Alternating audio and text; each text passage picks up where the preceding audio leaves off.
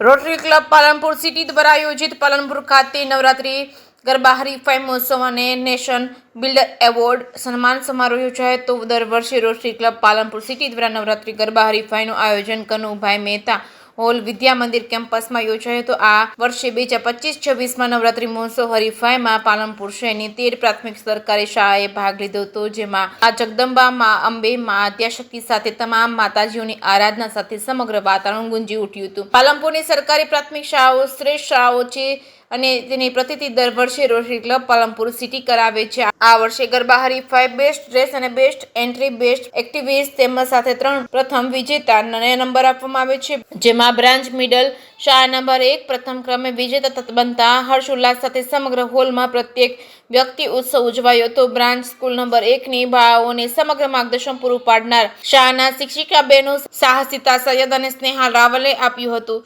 શાળાના આચાર્યએ ઉત્સાહભેરમાં અવસરમાં સૌ પરિવારને જોડી એક સમક્ષ નેતૃત્વ પૂરું પાડ્યું છે.